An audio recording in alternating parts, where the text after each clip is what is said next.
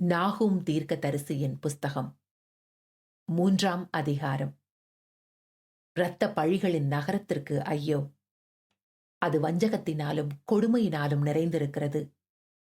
கொள்ளை ஓயாமல் நடக்கிறது. சவுக்குகளின் ஓசையும் உருளைகளின் அதிர்ச்சியும் குதிரைகளின் பாய்ச்சலும் ரதங்கள் கடக்கடவென்று ஓடுகிற சத்தமும் வீரர் குதிரை ஏறுகிறதும் பட்டயங்கள் துலங்குகிறதும் ஈட்டிகள் மின்னுகிறதும் வெட்டுண்டவர்களின் திரளும் பிரேதங்களின் ஏராளமும் அங்கே உண்டாயிருக்கும்.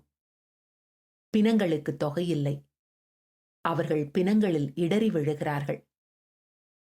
தன் வேசித்தனங்களினால் ஜாதிகளையும் தன் சூனியங்களினால் வம்சங்களையும் விற்கிற மகா சூனிய காரியம் ரூபவதியுமாயிருக்கிற வேசியினுடைய திரளான வேசித்தனங்களின் நிமித்தம் இதோ நான் உனக்கு விரோதமாக வந்து உன் வஸ்திரத்து ஓரங்களை உன் முகமட்டும் தூக்கி எடுத்து ஜாதிகளுக்கு உன் நிர்வாணத்தையும் ராஜ்யங்களுக்கு உன் மானத்தையும் தெரிய பண்ணி உன்மேல் தீட்டானவைகளை எரிந்து உன்னை கனவீனப்படுத்தி உன்னை வேடிக்கையாக்கி போடுவேன் என்று சேனைகளின் கர்த்தர் சொல்லுகிறார்.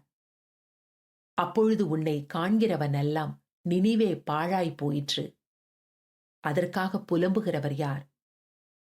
ஆறுதல் சொல்லுகிறவர்களை உனக்கு எங்கே தேடுவேன் என்று சொல்லி உன்னை விட்டோடி போவான். நதிகள் மத்தியிலிருந்த நோ அம்மோனை பார்க்கிலும் நீ சிரேஷ்டமோ? அதை சுற்றிலும் தண்ணீர் இருந்தது. சமுத்திரம் அதன் அரணும் சமுத்திர கால் அதன் மதிலுமாயிருந்தது. எத்தியோப்பியாவும் எகிப்தும் எண்ணிறந்த சேனையால் அதற்கு பலனாக இருந்தது. பூத்தும் லூபீமும் அதற்கு சகாயமாயிருந்தது. ஆயினும் அவள் குடி விலக்கப்பட்டு சிறையிருப்பிலே கொண்டு போகப்பட்டாள். அவள் குழந்தைகள் எல்லா வீதிகளின் முகனைகளிலும் மோதியடிக்கப்பட்டார்கள். அவளுடைய கனவான்களின் பேரில் சீட்டு போட்டார்கள். அவளுடைய பெரியவர்கள் எல்லாரும் சங்கிலிகளால் கட்டப்பட்டார்கள். நீயும் வெறிகொண்டு ஒளித்துக் கொள்வாய். நீயும் உன் சத்துருவுக்கு தப்ப அரணான கோட்டையை தேடுவாய். உன் அரண்களெல்லாம் முதல் பழுக்கும் பழங்களுள்ள அத்தி மரங்களைப் போலிருக்கும். அவைகள் குலுக்கப்பட்டால் அவைகளின் பழம் தின்கிறவன் வாயிலே விழும். இதோ உன் நடுவில் இருக்கிற ஜனங்கள் பேடிகள். உன் தேசத்தின் வாசல்கள் உன் சத்ருவுக்கு முன் திறவுண்டு போகும். அக்கினி உன் தாழ்பாள்களை பட்சிக்கும். முற்றுகைக்கு தண்ணீர் மொண்டு வை. உன் அரண்களை பலப்படுத்து.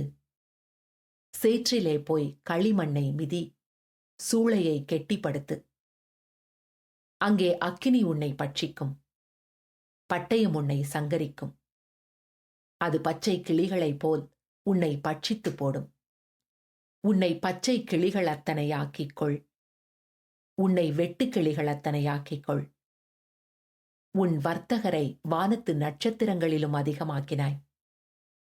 இந்த பச்சை கிளிகள் பரவி பறந்து போகும். உன் மகுட வர்த்தனர் வெட்டுக்கிளிகளுக்கும் உன் தளகர்த்தர் பெருங்கிளிகளுக்கும் சமானமாயிருக்கிறார்கள்.